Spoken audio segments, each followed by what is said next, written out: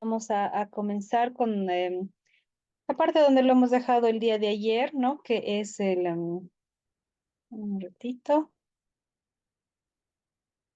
el módulo, el capítulo 5 de este módulo, que son evaluaciones de estabilidad de taludes, ¿no? Y como ayer les hacía una premisa de lo que se iba a ver el día de hoy, vamos a finalizar nuestro capítulo 5 de este módulo que, con lo que es el back análisis, ¿no? Em, los parámetros de resistencia al corte de un suelo de acuerdo al el criterio de rotura de Moore-Coulomb, que son cohesión y ángulo de fricción interna, pueden ser estimados a partir de la aplicación de la técnica del retroanálisis o el back análisis, ¿no? Por su nombre en inglés. Esa técnica se constituye en una herramienta muy útil que complementa los resultados de ensayos de laboratorio, ya que incorpora factores importantes que no pueden ser representados en ensayos a pequeña escala, ¿no? Como lo es la heterogeneidad del suelo, la geometría del talud, el nivel freático. Tenemos también lo que es las grietas y superficie de fallas existentes, ¿no?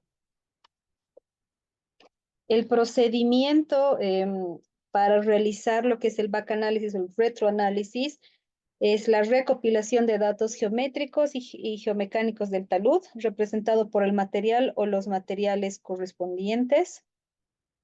Tenemos que realizar los ajustes de los parámetros mediante un análisis de sensibilidad a la situación del equilibrio límite, ¿no?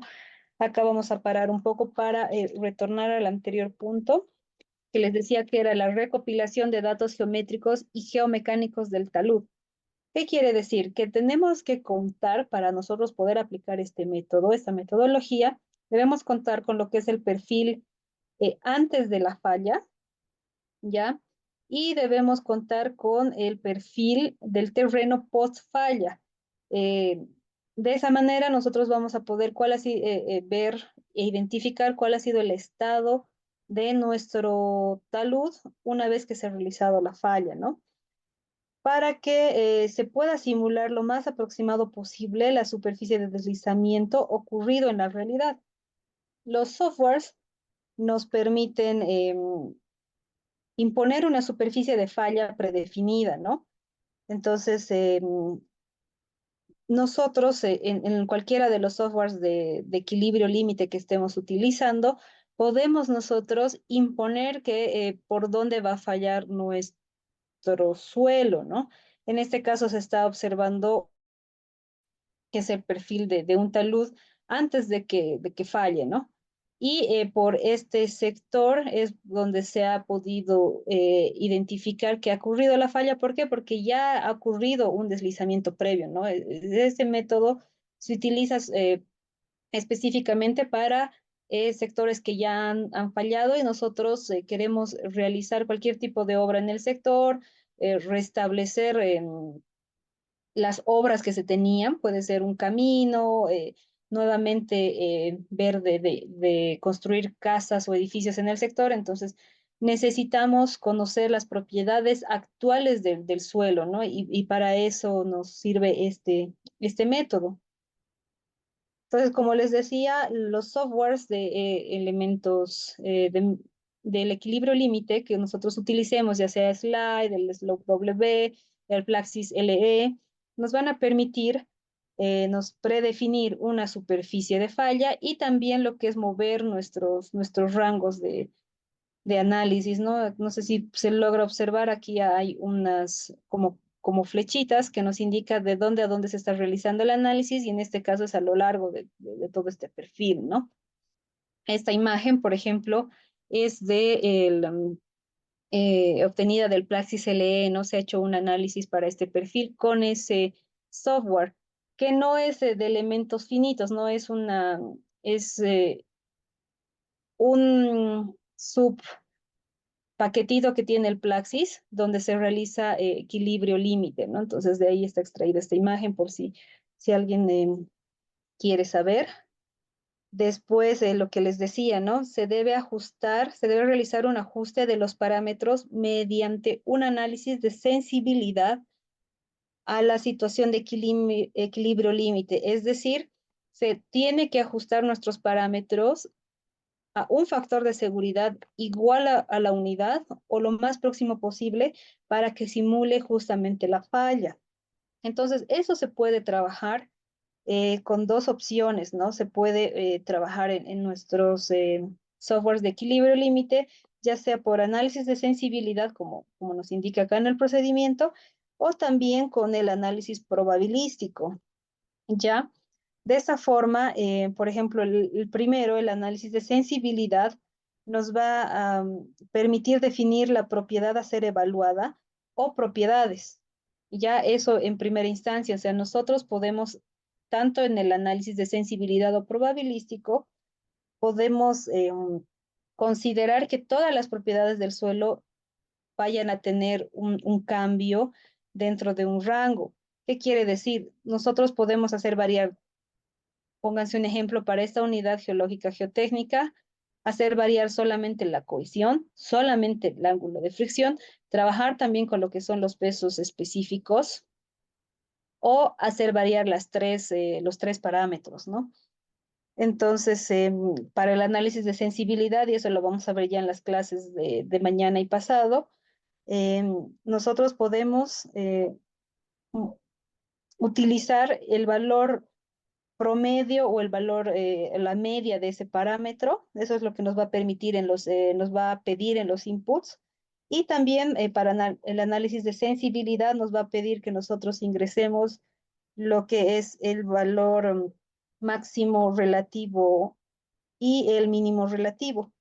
Por otra parte, para lo que es el análisis probabilístico, se parece mucho al análisis de sensibilidad o sensitivo, pero además nos va a permitir escoger el método de muestreo, ¿no? Y el más conocido que lo va a tener todos los softwares es el de Monte Carlo. Nos permite también imponer qué cantidad de iteraciones va a realizar dentro de los rangos que nosotros le vamos a imponer, puesto que todo lo que es la parte estadística dentro de estos softwares está bastante implementado. Y además nos va a pedir o consultar el software que le pongamos el tipo de distribución estadística con el que vamos a ir trabajando, que puede ser desde lo que es la distribución normal, que es el más conocido que nosotros hemos visto en pregrado, puede ser una distribución beta, log normal y entre otras, ¿no? Que de acuerdo al problema que nosotros estemos requiriendo, vamos a utilizarlo, ¿no? Después, dependiendo de la distribución escogida, también nos va a pedir para el análisis probabilístico lo que es una distribución. Nos va a pedir también un valor promedio o la media de ese parámetro. Nos va a pedir también lo que es el máximo relativo y el mínimo relativo. Entonces, a partir de estos inputs que nosotros le vamos a poner al software, vamos a poder obtener gráficas o plots, como se observa acá, que nos van a poder relacionar pares de parámetros, ya sea que estemos variando ambos o solamente estemos jugando con uno, ¿no? Es decir, por ejemplo, en esta imagen que estamos observando, tenemos en el eje de las X lo que es la cohesión en kilopascales y en el eje de las Y el ángulo de fricción interna, obviamente el phi en grados, ¿no? Entonces, lo que nos dice el punto 3 es a partir de los parámetros geomecánicos iniciales representativos, que es lo que les decía que son nuestros valores de entrada, tanto de cohesión, ángulo de fricción, aquí es IO, ¿no? Como les decía, se puede trabajar solamente con la variación de uno o de los dos. Se genera un conjunto de valores críticos para la condición del equilibrio límite del talud. Entonces, de acuerdo al software que nosotros vayamos a utilizar, y lo vamos a ver en el slide, por ejemplo, este plot corresponde al software de Plaxis LE que les estoy comentando. Entonces, cada línea que ustedes ven acá corresponde a un diferente factor de seguridad que ha ido iterando y en base a todos estos valores y distribuciones estadísticas, ¿no? Entonces, nosotros lo que tenemos que hacer es ajustar, ver de ajustar hasta la unidad, ¿no? Y aquí esta línea, las estoy marcando en verdecito, nos muestra la línea, todos los pares que pueden ocurrir de C y phi para obtener un factor de seguridad igual a 1 o que más se acerque, ¿no? Mañana les voy a mostrar el gráfico que sale una vez trabajando este tipo de problemas en el slide. Es diferente, obviamente se tiene igual a las mismas eje de abscisas y de ordenadas, pero la diferencia es un poco la gráfica, ¿no? Van a ver cómo se van pintando, o sea, en realidad graficando varios puntos y a estos puntos se dibuja una única recta que es el mejor ajuste a la unidad. Entonces, aparte de mostrarnos este tipo de gráficas, lo que hace el software es darnos unas tablas de resultados en el cual para nosotros va a resultar un poco más fácil identificar qué pares de datos o qué par de datos nos va a dar un factor de seguridad próximo a la unidad. Entonces, en este caso se ha determinado que trabajando con un ángulo de fricción de 28 grados y teniendo una cohesión de 3,33 kilopascales, se ha llegado a la falla, ¿no? Entonces, este par de datos va a ser va a representar los parámetros de resistencia del suelo con los que ha fallado nuestro material, ¿no? Entonces, es así como se realiza lo que es el back análisis o el retroanálisis, ¿no? Aquí hay una pregunta antes de que continuemos que dice, ¿qué elementos debemos considerar para simular un plano de falla? Realmente tener una topografía bien detallada es el paso principal, ¿no? Como les decía, es muy complicado que nosotros podamos realizar un retroanálisis correcto y adecuado si no tenemos, no contamos con la topografía previa a la ocurrencia de la falla y post falla, ¿no? Entonces, se requiere esa información. ¿No? Esa topografía post falla debe ser la que se ha tenido inmediatamente después de la falla, cuando se ha retirado obviamente todo el material deslizado, pero sin trabajos, ¿no? Como les mostraba el día de ayer en algunas imágenes, o anteayer creo, de Cantutani, que se tenía obviamente una topografía inicial, con la que estaban las casitas y todo.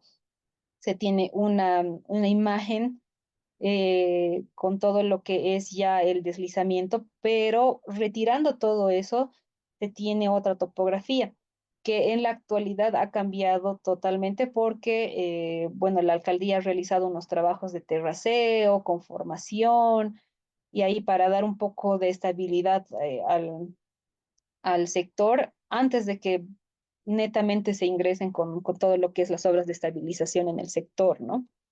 Entonces, eso es lo principal y también se recomienda tener datos iniciales de entrada, ¿no? Las medias que nos piden en este caso del material o de los materiales, podemos trabajar a la par con diferentes materiales, ¿no? Y hacer todo el análisis sensitivo de probabilidad para uno o dos materiales, no hay ningún problema, pero se requiere unos valores de entrada, ¿no?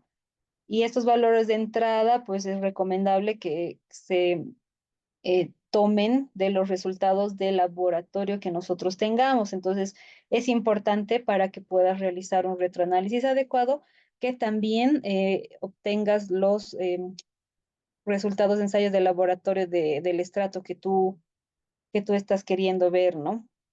En este caso, como les digo, nuestra superficie de falla está atravesando dos estratos, no dos unidades.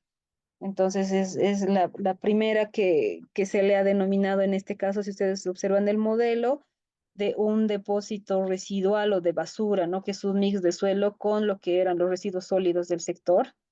Y esta unidad marrón es una unidad de deslizamiento, ¿no? Es el QDZ que le llaman los geólogos y que viene a ser una unidad del deslizado, material de deslizado que le llaman, ¿no? Entonces se ha jugado, se ha trabajado con estos dos estratos y sus parámetros de resistencia para que podamos simular esta superficie de falla que, como les digo, ya se le impone porque nosotros ya sabemos, porque nuestro talud ya ha fallado, por dónde es que ha ocurrido la falla, ¿no? Entonces, es muy fácil imponer esto y que pues a partir de todos estos pasos que yo les he descrito podamos obtener este par de valores, ¿no? El cercano a la unidad. Y pues ya una vez que se tiene este par de valores, es con este par de valores que se va a trabajar. Entonces, si nosotros ya queremos, no sé, aumentarle aquí una vía o tal vez restablecer este sector para que se habite y nosotros queremos hacerle obras de contención en el sector o estabilización y tenemos que trabajar con con este material, nosotros ya vamos a tener con qué parámetros está trabajando, que son sus parámetros residuales, ¿no? Entonces eso básicamente se obtiene con lo que es el back análisis. Ahora nos vamos a pasar a lo que es el capítulo 6, ya que tiene que ver con los métodos de análisis de estabilidad de taludes. Y vamos a iniciar con lo que es el concepto del factor de seguridad, ¿no? Que se conoce como FS o el FOS. Según el enfoque geotécnico tradicional, no, anterior a normativas como el Eurocódigo, la ASTO, el RFD, el factor de seguridad es igual a la resistencia al corte disponible dividido la resistencia al corte movilizado y puede tener esta nomenclatura. Entonces, puede variar de acuerdo a los libros. Podemos tener lo que es S sobre tau o el tau F sobre el tau M, ¿no? En estos subíndices son por sus siglas en inglés, ¿no? El mobilized, de movilizado, y la resistencia al corte disponible, ¿no? Entonces, este factor de seguridad también se lo puede definir o se lo puede encontrar en la literatura como las acciones estabilizantes dividido las acciones desestabilizantes, ¿no? Que es un concepto que ya lo habíamos visto en las clases pasadas. Y esas acciones pueden ser ya sea fuerzas o momentos, ¿no? Cualquiera de las dos es válido y lo pueden encontrar así en la literatura y también varía de acuerdo al método de análisis que nosotros estemos utilizando, que lo vamos a ver más adelante. Entonces, este factor de seguridad puede ser una fuerza estabilizante entre una fuerza desestabilizante o un momento estabilizante entre un momento desestabilizante. Ahora la pregunta uno que tenemos acá es si nosotros usamos cualquiera de estas definiciones, ¿son equivalentes? Es decir, si yo utilizo un método que utiliza lo que es el concepto de fuerzas o esta división o relación de fuerzas, el resultado que voy a tener utilizando un método que utilice lo que es esta relación de fuerzas va a ser igual a otro método que utilice un momento, en la relación de momentos, perdón, o hay situaciones en las que difieren. No, esa es la pregunta que nosotros tenemos acá y que bueno, lo vamos a ir resolviendo conforme vayamos viendo las siguientes diapositivas. Entonces, la definición del factor de seguridad como relación de acciones presenta una ambigüedad. De la anterior diapositiva y anteriores clases sabemos que el factor de seguridad es la relación de acciones estabilizantes entre acciones desestabilizantes, ¿no? Si deseamos calcular, por ejemplo, el factor de seguridad a corto plazo, es decir, en condiciones no drenadas, para el mecanismo que nosotros estamos viendo acá, la acción de este bloque azul que viene a representar para efectos de la clase es un bloque de cuña pasiva que muchas veces se le pone al pie del talud para incrementar las fuerzas resistentes, ¿no? Es por tanto la acción de este bloque azul o lo que les decía es una cuña pasiva es una acción beneficiosa, ¿no? Y tradicionalmente en el cálculo del factor de seguridad se contabiliza como una resistencia adicional en el numerador o también puede contabilizarse como una acción negativa en el denominador. El resultado obtenido evidentemente va a diferir, ¿no? Entonces, dependiendo del método que nosotros vayamos a utilizar, esta acción beneficiosa, que es la que estamos viendo en el ejemplo, beneficiosa, si ustedes observan, porque va a venir a contrarrestar las fuerzas que sí están desestabilizando. Aquí tenemos, por ejemplo, lo que es el, mm, las cargas en la corona, que obviamente si ustedes ven la dirección del peso de este, está viniendo a empujar nuestra masa de suelo. Lo mismo con el peso propio del talud. Tenemos aquí acciones del agua que igual están viniendo a ser perjudiciales a nuestra estabilidad, mientras que esta cuña pasiva sí está viniendo a contrarrestar y es una acción beneficiosa, pero como les decía, dependiendo del método en el que nosotros nos basemos, el software o nosotros si lo vamos a resolver a mano, lo que va a hacer es podemos colocarlo en la ecuación en el numerador sumando a nuestras acciones estabilizantes, o podemos ponerlo en el denominador, restando a nuestras acciones desestabilizantes, ¿no? Y evidentemente, en la mayoría de los casos sí vamos a tener resultados diferentes y es por eso que de un método a otro siempre hay leves diferencias en cuanto al factor de seguridad. Si pensamos en términos de acciones y resistencias según normativas, como les decía previamente, de las más conocidas, el Eurocódigo 7 o la Astor RFD, ya estas normativas nos evitan que nosotros tengamos ambigüedades, ya que las resistencias en el estado límite que se ven en este tipo de normativas y que se van a desarrollar dentro del terreno se consideran de la siguiente manera, ¿no? Entonces, si ustedes ahondan un poco más en lo que es el Eurocódigo 7 o la ASTOL RFD, trabajan ya lo que es el estado límite último, en donde ingresa lo que es el análisis de estabilidad de taludes, y lo trabajan de la siguiente manera, donde sus acciones desestabilizantes vienen a ser, obviamente, lo que les decía, el peso propio del suelo, y aquí ven una X porque es el brazo, ¿no? Si nosotros tomamos estas acciones respecto del punto de origen del centroide de nuestro círculo de superficie de falla, va a realizando eso, ¿no? Es el peso, el brazo, eso se realiza mediante los momentos.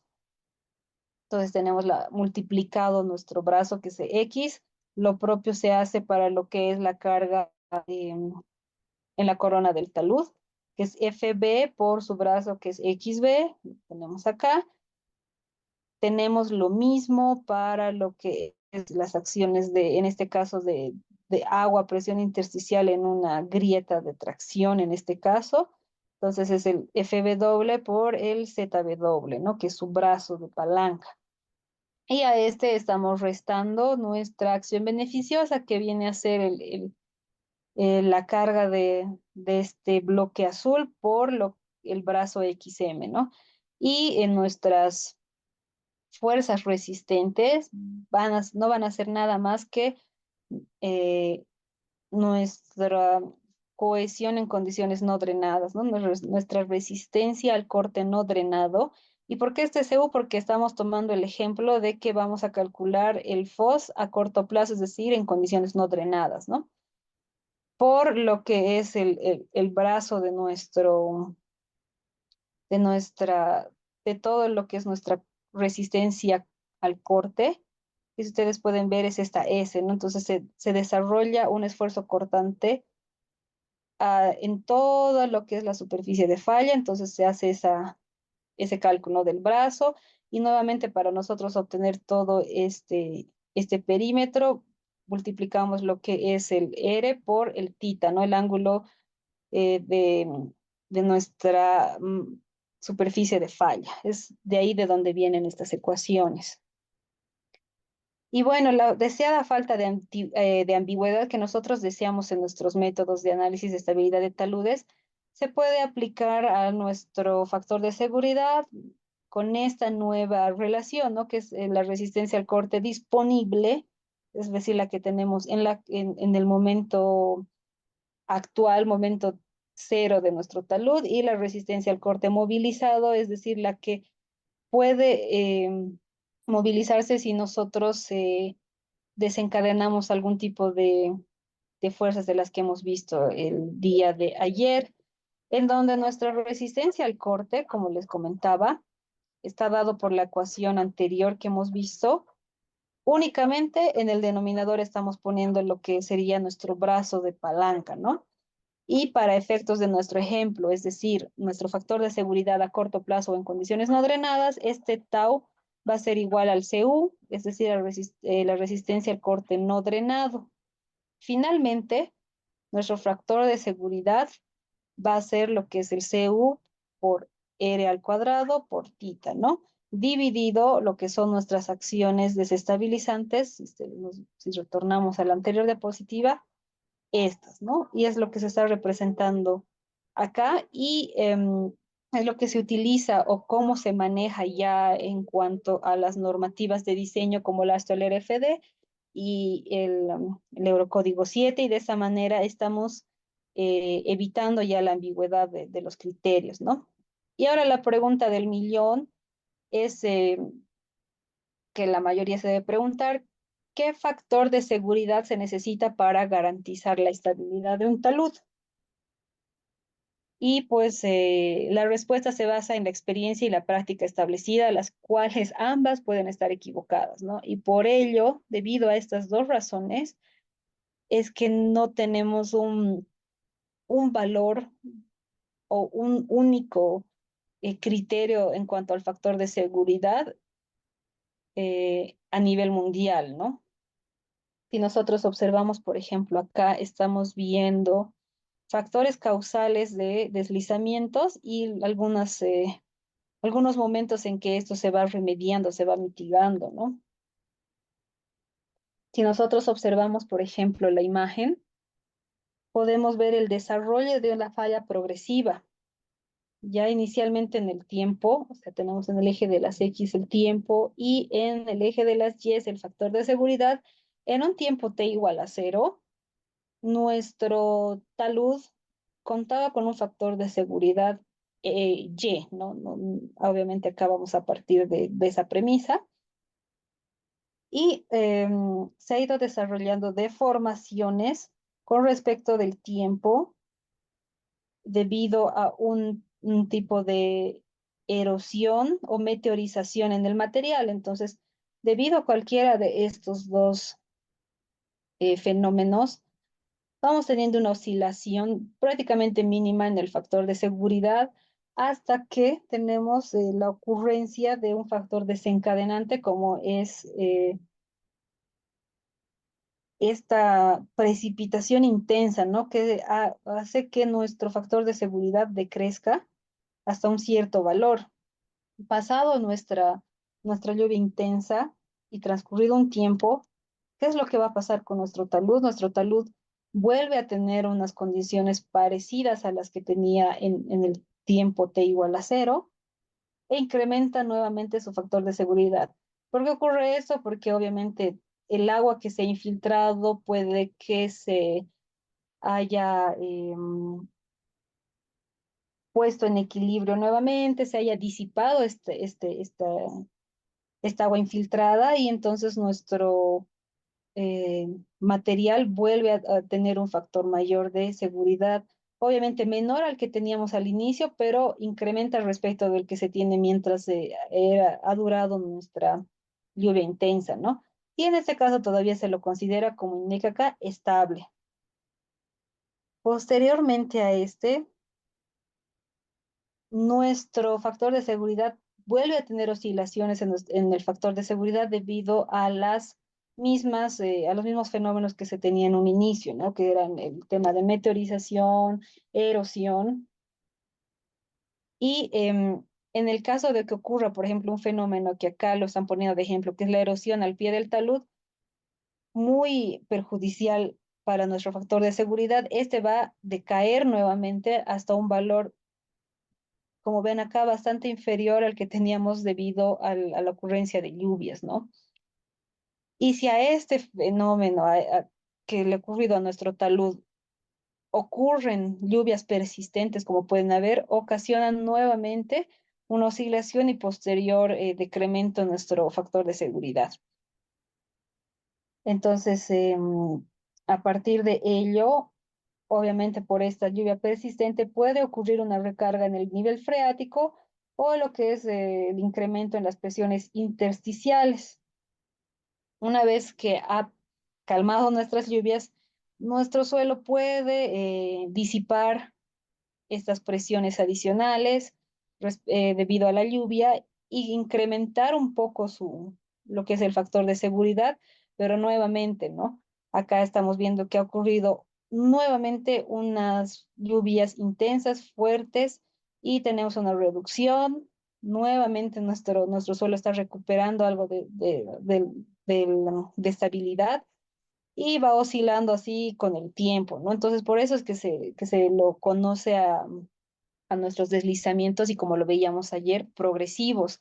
No es de un momento a otro, sino que a lo largo de un tiempo determinado ha ido ocurriendo diferentes sucesos que han ido, como pueden ver, oscilando, haciendo que nuestro factor de seguridad oscile hasta que finalmente, como ustedes ven acá, después de que nuevamente ha ido ganando algo de estabilidad, entrando en equilibrio, pues se nos ocurre ponerle carga adicional a la corona del talud y finalmente eso hace que ocurra nuestra falla, es decir, se ha alcanzado el factor de seguridad igual a 1, nuestro talud ha fallado, ha alcanzado lo que veíamos, nuestros pares tanto de tensión normal y resistencia al corte, la envolvente de falla, y pues se desencadena lo que es el deslizamiento, ¿no?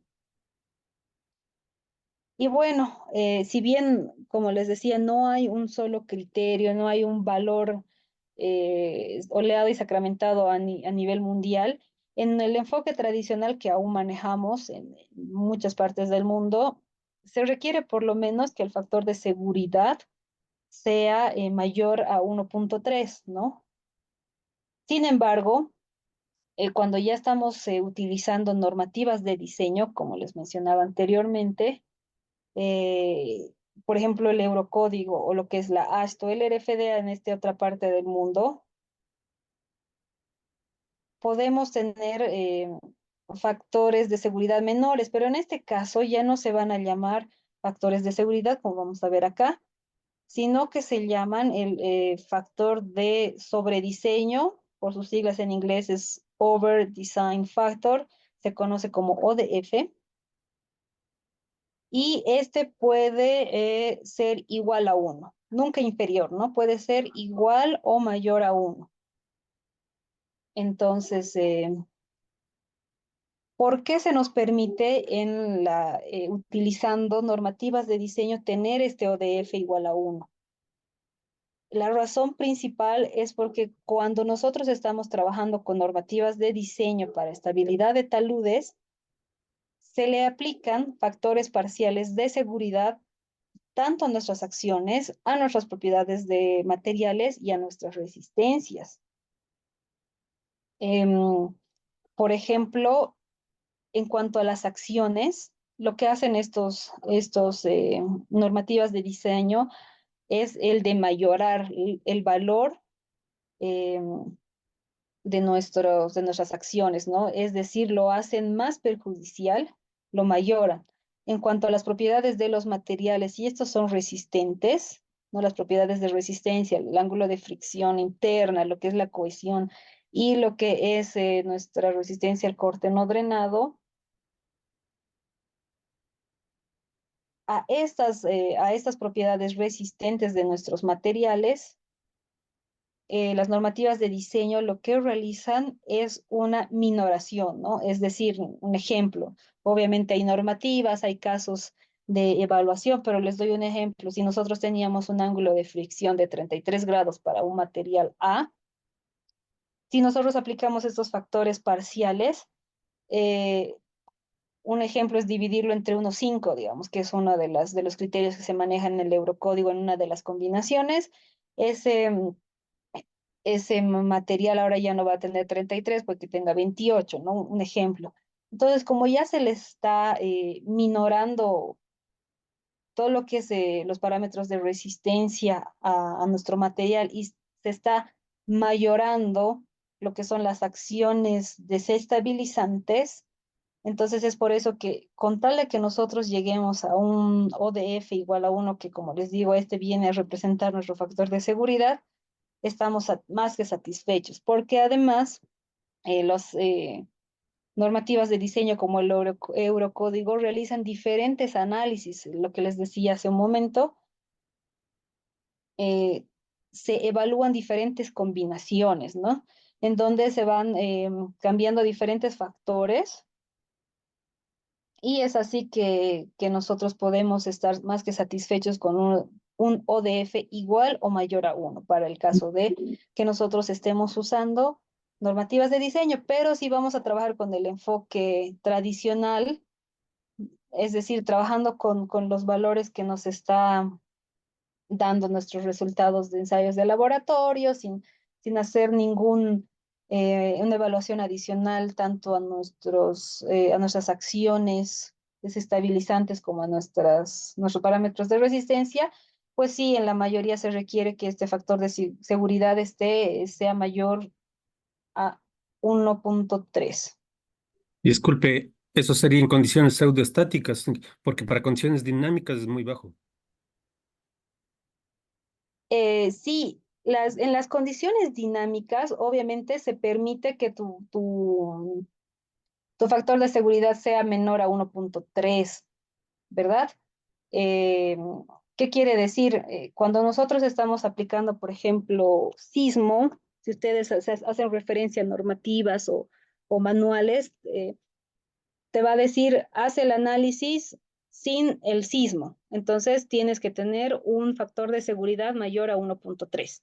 Un ejemplo.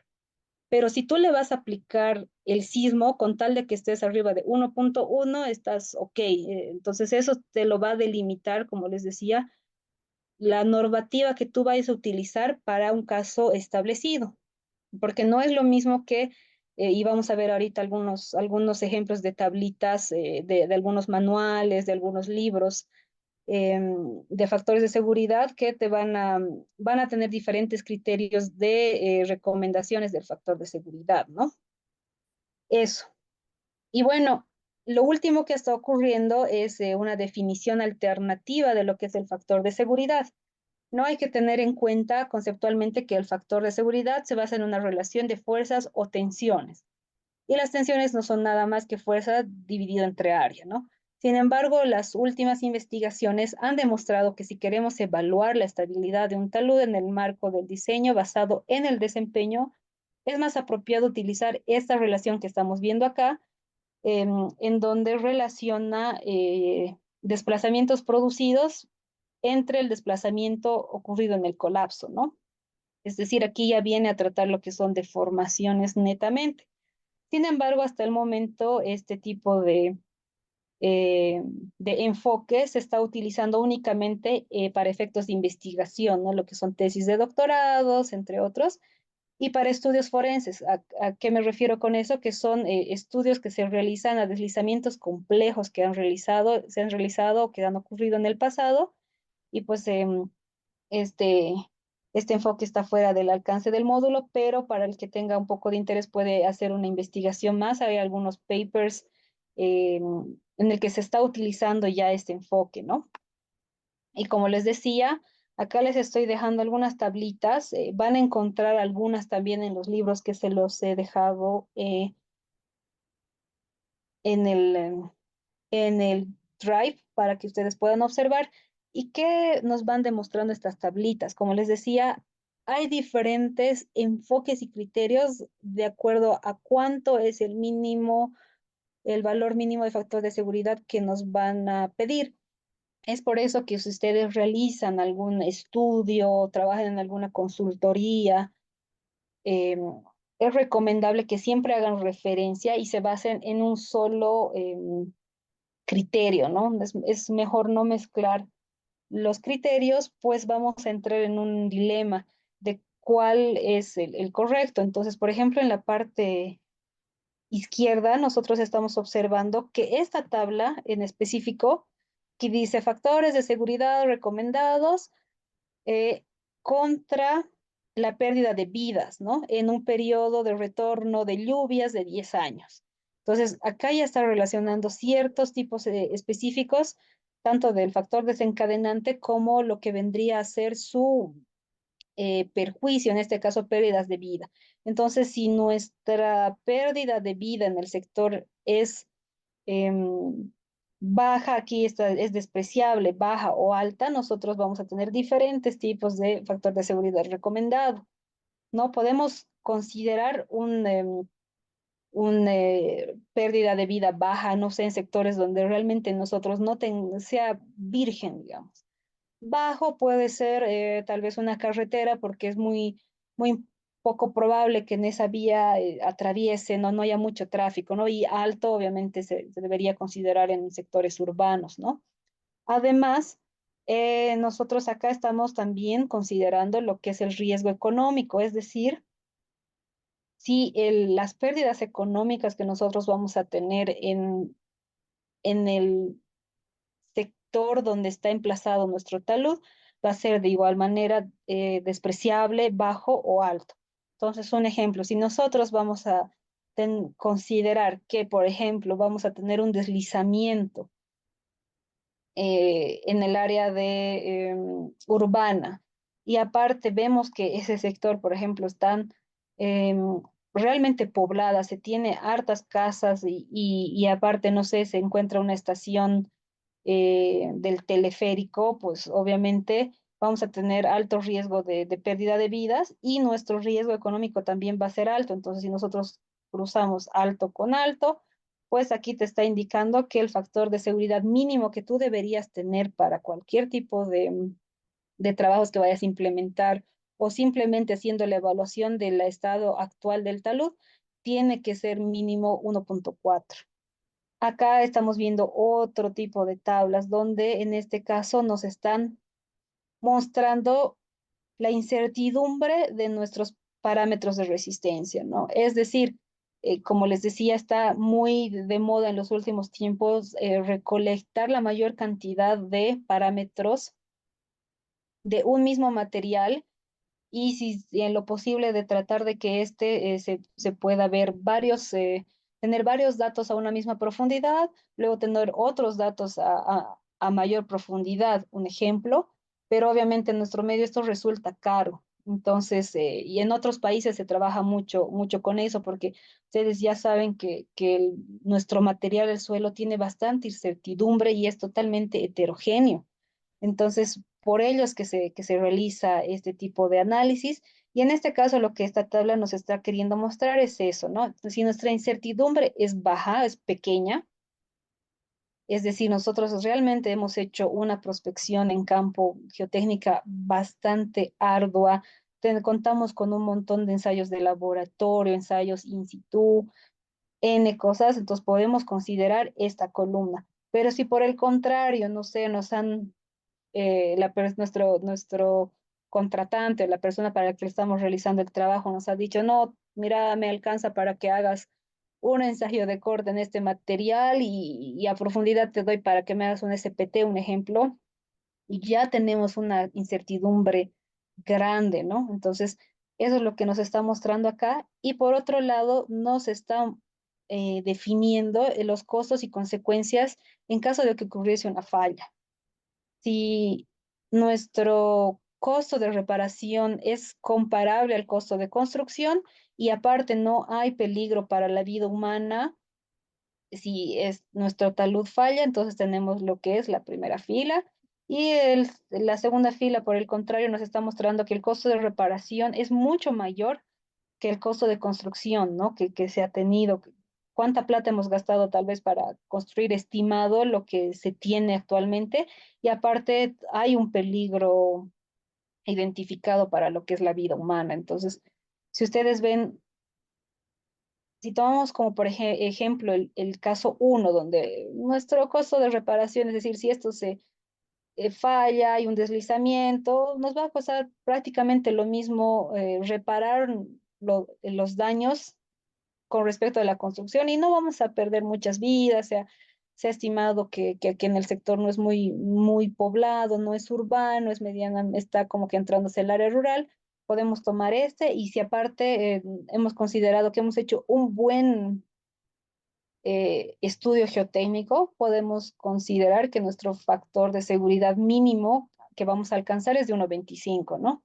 Entonces, más o menos van así las tablas, ¿no? Nosotros ya como ingenieros geotecnistas tenemos que ir viendo cuál es la que vamos a adoptar y como les digo, ideal no mezclar criterios, decir de esta tabla, de esta otra tabla.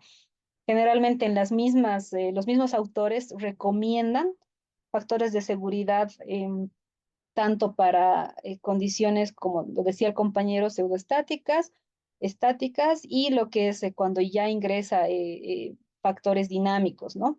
Entonces acá hay otra, por ejemplo, donde dice factores de seguridad globales y probabilidad de rotura. En este caso ya lo está dividiendo para lo que son tipos de proyectos, ¿no? En terraplenes, para estructuras de contención de tierra, excavaciones y cimentaciones. Y aparte aumenta esta tablita acá la probabilidad de rotura, ¿no?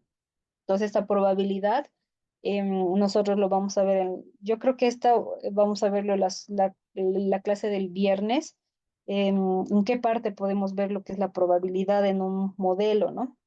Y acá les he dejado aparte otras dos más. em, la primera, em, que viene a ser una de las más actualizadas porque está considerando, en este caso, ya no factores de seguridad, sino está viendo la probabilidad de falla, ¿no? Entonces, si nosotros, por ejemplo, vamos a tener pocas consecuencias de falla, es decir, nuestras reparaciones nos permiten que con el tiempo las podemos realizar, aparte los costos de reparación son menores que los costos con los que hemos iniciado el proyecto, nos podemos permitir que nuestros modelos tengamos una probabilidad de falla de 0,01, ¿no?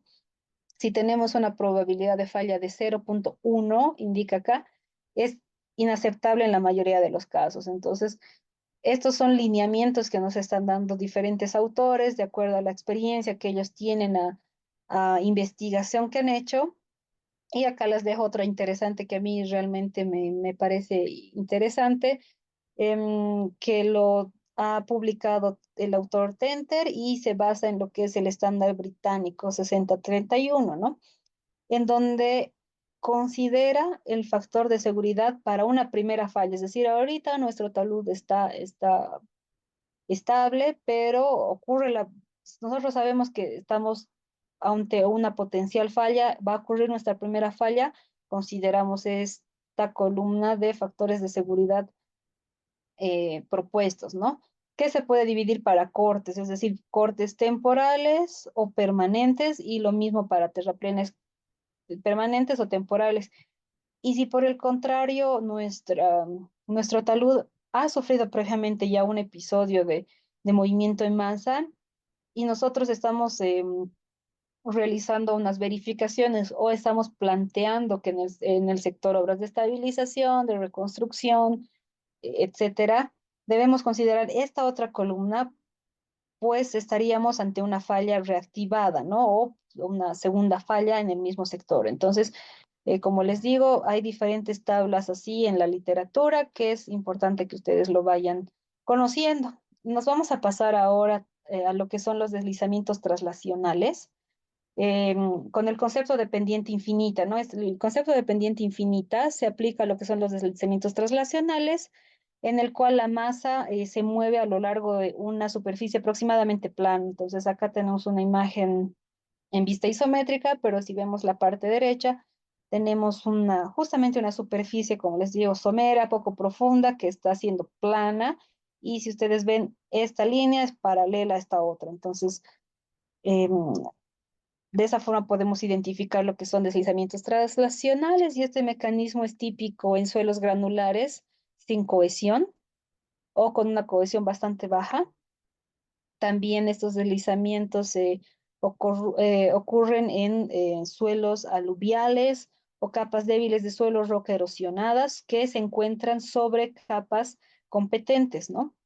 Y también ocurre en suelos de exposición de roca que contienen laminaciones o que se conocen tipo cama, ¿no? Dentro de lo que es el concepto de pendiente infinita para deslizamientos traslacionales, podemos considerar lo que son suelos granulares sin cohesión, ¿no? En esta imagen estamos observando, para efectos de la teoría que vamos a ver acá, un bloque de 1 por 1 de suelo y obviamente este va a pertenecer a lo que es un deslizamiento traslacional, por eso se tienen líneas paralelas en el sector. Dado que beta es el buzamiento del talud, aquí tenemos el ángulo beta, esta inclinación que es el buzamiento, la fuerza paralela a la pendiente desestabilizadora es F igual a W por el seno de beta.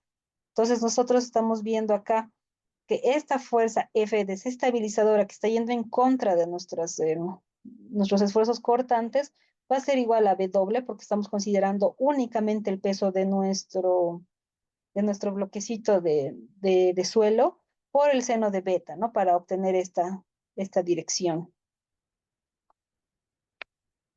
Y la perpendicular, por el contrario, esta fuerza normal al talud es N igual a W por el coseno de beta, ¿no? Esto ya es más que todo relaciones. Para un suelo friccional, es decir, la fuerza estabilizadora S, aquí estamos oponiéndonos a este movimiento con fuerzas friccionantes, que actúa para evitar el movimiento, se determina a partir de la resistencia al corte del suelo, que como bien nosotros recordamos es tau igual a sigma por la tangente del ángulo de fricción. Si ustedes recuerdan en la ecuación completa tenemos aquí lo que es el C', ¿no? La cohesión, pero en este caso estamos considerando que un suelo granular sin cohesión, que es en donde generalmente ocurren estos deslizamientos translacionales, y sí podemos volverlo a esta nomenclatura, como les digo, pueden encontrar ya sea esta o esta nomenclatura en los diferentes libros, simplemente no se está cambiando una letra por otra nada más. Dada la siguiente expresión del factor de seguridad, que son fuerzas estabilizantes sobre fuerzas desestabilizantes, o como les digo, pueden aplicar también esta nomenclatura que se está utilizando aquí en el gráfico. Nuestro factor de seguridad va a ser entonces W por coseno de beta por la tangente de phi prima entre el peso por el seno de beta.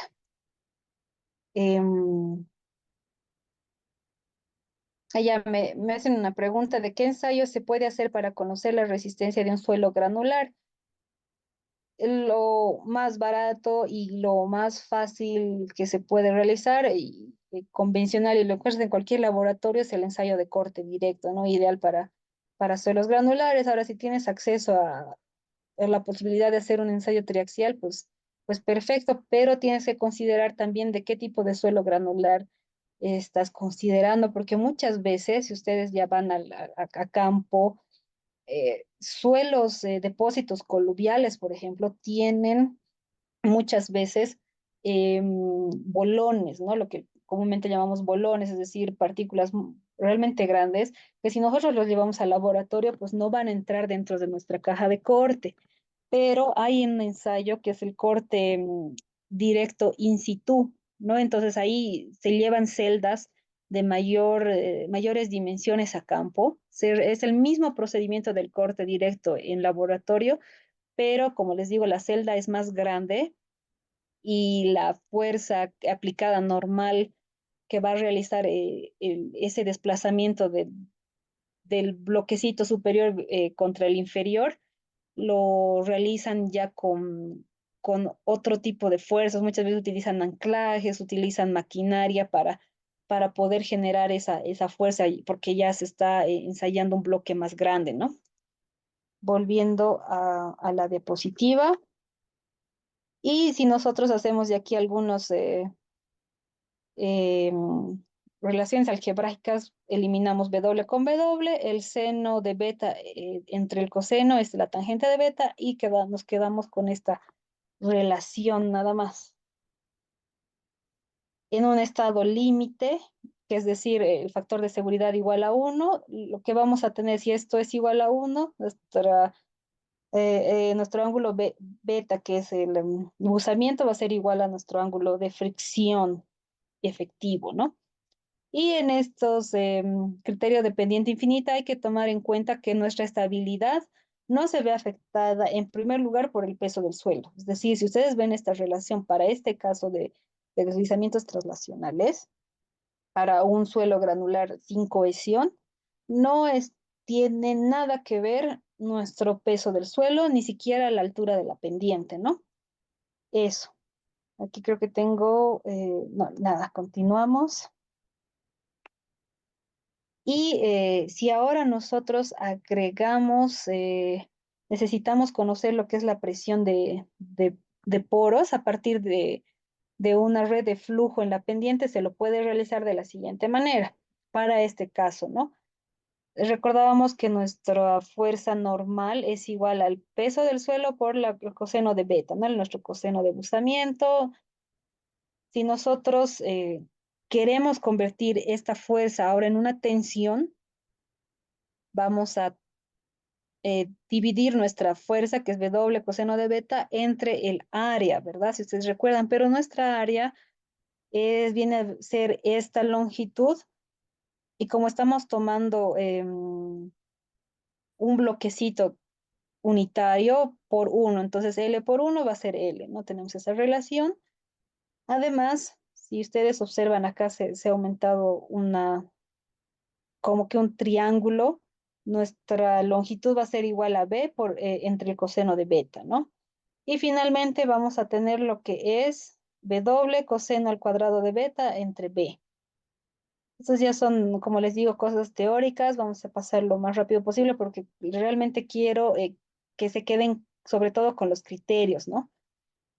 A esto, a la relación anterior, si nosotros queremos conocer la tensión efectiva normal, ¿qué va a ser? Si ustedes recuerdan, es la tensión efectiva es igual a la tensiones totales menos la presión de poro, ¿no? Entonces tenemos esta relación de la anterior relación menos la presión de poro.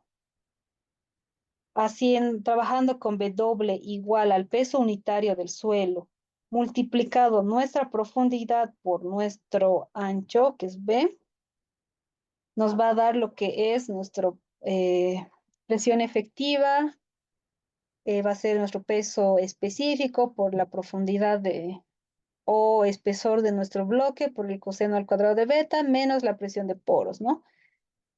Y finalmente tau va a ser esta fuerza que nos está desestabilizando entre la longitud L y vamos a tener esta relación para que finalmente nuestro factor de seguridad lo obtengamos mediante esta relación, ¿no? Este es el factor de seguridad cuando ya aplicamos lo que es presiones de poro en un bloque.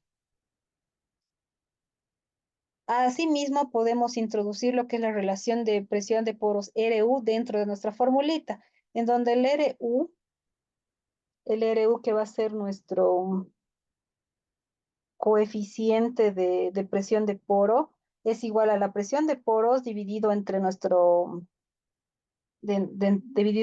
peso específico por la profundidad de nuestro bloquecito, ¿no? Entonces podemos reescribir nuestro factor de seguridad como el factor de seguridad es igual a 1 menos RU entre el coseno cuadrado de beta multiplicado por la tangente del ángulo de fricción efectiva entre la tangente de beta, la tangente del buzamiento, ¿no? Entonces, esa relación ya está aplicando lo que es el coeficiente de presión de poros en este sector. Entonces, pasamos. Y si consideramos una red de flujo, como ustedes pueden observar acá, ya vamos a considerar lo que es la altura del agua en la base del elemento, que va a ser igual a Z por coseno al cuadrado de beta. Nuestra presión de poros va a ser esta altura del agua por el peso específico del agua. Entonces simplemente reemplazamos esto en esta nueva ecuación, obtenemos lo que es la em, peso específico del agua por la profundidad de nuestro bloque por el coseno cuadrado de beta. Y finalmente vamos a tener que nuestro factor de seguridad se convierte en esta relación, ¿no? Entonces, esto es un poco de teoría de cómo van a ir funcionando nuestros diferentes métodos. Antes de pasar a lo que son deslizamientos traslacionales, voy a responder la pregunta que me han hecho, que decía, ¿qué características en terreno presenta un deslizamiento traslacional? Como les decía, ya sea un deslizamiento traslacional o rotacional, nosotros en terreno vamos a poder observar grietas en el sector donde vamos a poder o tenemos un potencial deslizamiento, ¿no? Las grietas es lo que nos va a delimitar. Cuando nosotros ya realizamos prospección en el sector, vamos a ver en primera instancia que en nuestro material suelto, el que va a tener problemas respecto de un material más competente, va a tener profundidades no tan profundas, son someras y como les decía, pueden ocurrir en suelos granulares sin cohesión, que pueden ser el caso de lo que les decía, ¿no? Los coluvios. Entonces, en ese tipo de sectores es muy propenso que ocurra y en sectores donde tenemos coluvios en contacto con un estrato rocoso, ¿no? Entonces, en esos sectores es donde vamos a poder ver un deslizamiento traslacional. Eh, Nos vamos a pasar a lo que son los deslizamientos rotacionales, que se los considera circulares, pero en realidad son de tipo espiral logarítmica en la superficie de deslizamiento de forma crítica en suelos cohesivos uniformes, ¿no? Entonces tenemos este tipo de superficie de falla, son rotacionales, se los considera circulares para efectos de cálculo, pero en general se trata de una espiral logarítmica. Aquí podemos ver una imagen en donde si ustedes ven, ha existido una rotación. Aquí hay una superficie cóncava. Se puede observar lo que es el escarpe una vez ocurrido el deslizamiento y también previo al deslizamiento, ¿no? Es evidente cómo se va formando el escarpe y como les decía, a través de un mapeo de grietas, nosotros mapeamos acá, hay una grieta, hay una grieta, una grieta y vamos uniendo los puntos, se puede observar el escarpe del deslizamiento, ¿no? Y también lo que les mencionaba el día de ayer, el empuje en el pie. Entonces acá, por ejemplo, estamos viendo cómo existe un empuje de un talud que está hacia este lado, ¿no? El mecanismo de falla que tiene la forma de una espiral logarítmica y por razones históricas y para simplificar los cálculos, lo que les decía, a menudo se supone que el mecanismo de falla es circular. La profundidad del mecanismo puede estar delimitada por la presencia de una capa dura. Ustedes observan la imagen.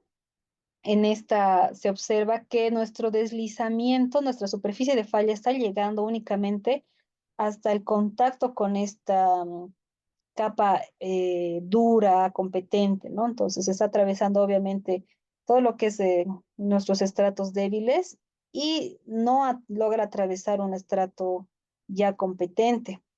El mecanismo puede pasar o no a través del fondo de la grieta de tensión o tracción cuando exista. Es decir, muchas veces sucede que aquí tenemos una grieta profunda y nuestro deslizamiento puede ser más superficial o puede atravesar, como es el caso de la imagen. En los problemas analizados en dos dimensiones con una sección transversal asumida constante, la realidad es que están curvados en tres dimensiones. Entonces, si bien nosotros en nuestros modelos en 2D estamos observando de esta manera, sí tenemos modelos en 3D, tenemos la capacidad de realizar estos modelos, la información necesaria, vamos a ver que en las tres dimensiones tenemos este tipo de curvas, ¿no? Pasamos al siguiente. El análisis requiere de un análisis sistemático de varios perfiles circulares definidos por el centro y el radio para determinar el factor mínimo de seguridad. En la imagen estamos observando uno de los métodos de análisis en lo que son nuestros equilibrio límite, ¿no? Que vamos a ver el día de mañana. Uno de estos es lo que se llama grilla de centros, ¿no? En el cual nosotros vamos a definir un polígono. El software se le puede indicar cada cuánto tiene que tener la separación esta grilla. Y a partir de la grilla lo que hace es tomar este punto, trazar un radio. Toma este otro punto, traza otro radio y así.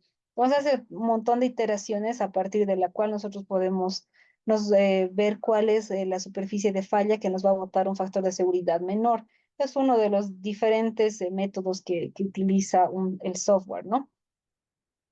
Si ahora nosotros vemos lo que es el análisis no drenado para una arcilla saturada, el procedimiento que se va a realizar, ya sea manual, en este caso manual, un poco quiero que entiendan cómo es el desarrollo para que ya el día de mañana y pasado que vamos a ver el software no nos quede claro, ¿no? Y no solamente pues confiemos en qué está haciendo el programa y no seamos críticos en eso.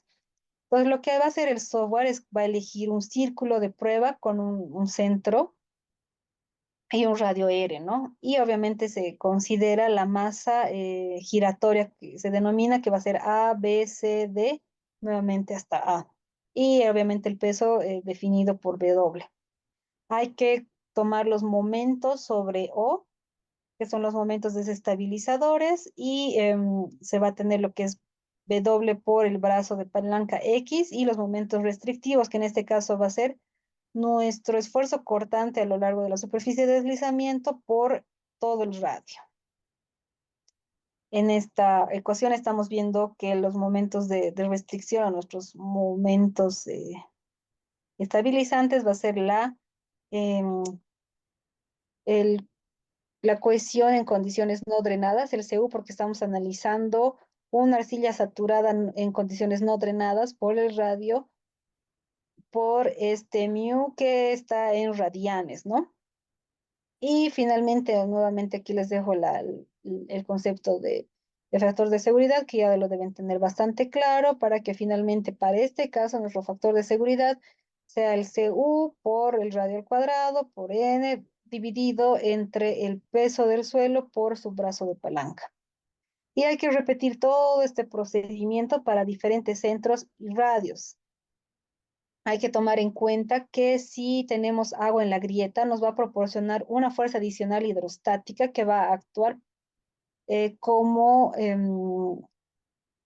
situación perjudicial, es decir, nos va a reducir el factor de seguridad, porque si ustedes recuerdan en una gráfica anterior, tenemos esta fuerza hidrostática por su brazo de palanca.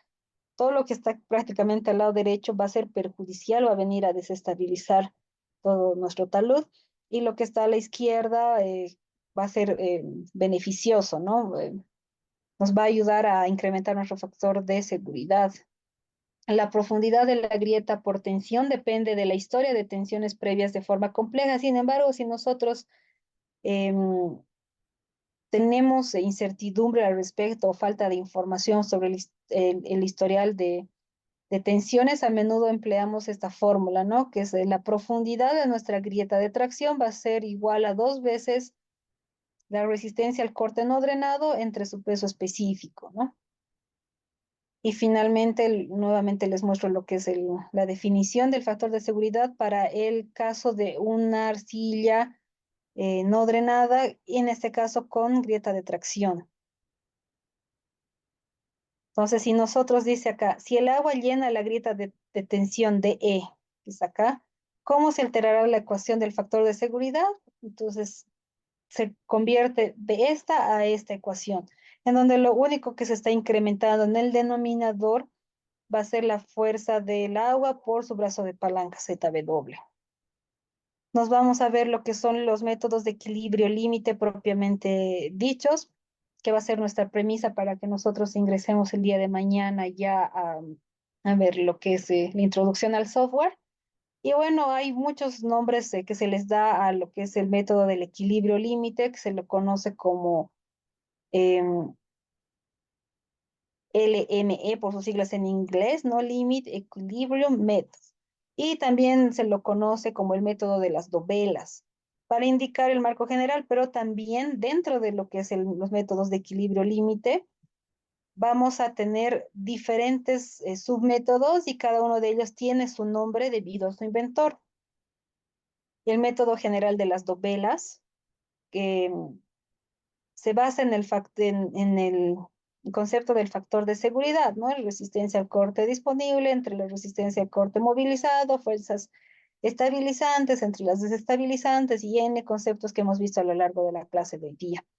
También podemos utilizar, como les decía, este concepto siempre y cuando definamos las acciones estabilizantes y desestabilizadoras de manera coherente con la normativa a utilizar, ¿no? En el caso del Eurocódigo trabajamos con los EDES, que son los factores desestabilizantes, y los RDs, los que van a hacer la resistencia, ¿no?